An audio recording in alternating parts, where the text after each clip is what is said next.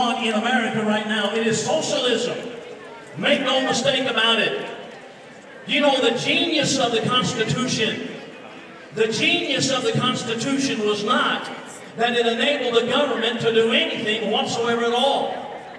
The genius of the Constitution was that it restrained government. That's the idea.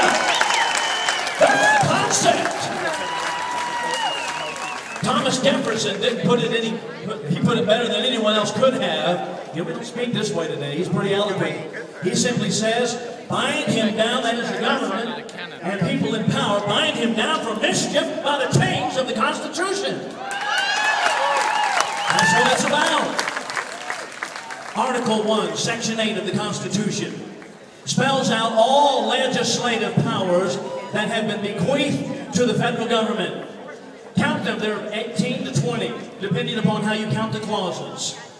20 specified powers that are given to the legislative branch of the federal government. Only 20!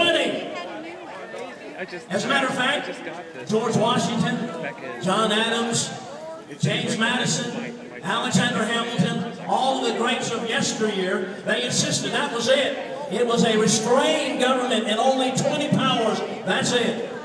But there were some who said, no, the government's going to get too big. The government's going to grow, it's going to expand. Patrick Henry said, no, I'm not going to sign it because I know the tendency of man is to aggrandize power to himself and make it big. George Mason of Virginia said the same thing. I won't sign it because I know the tendency, the nature of man is to grab power. And it's going to expand beyond those 20 powers. So James Madison, president of the United States, Alexander Hamilton, first Secretary of Treasury, John Jay, the first Chief Justice of the Supreme Court, wrote a series of articles called The Federalist. Now listen carefully. Here's James Madison trying to convince the Patrick Henrys of the world and the George Masons that the government is not going to expand.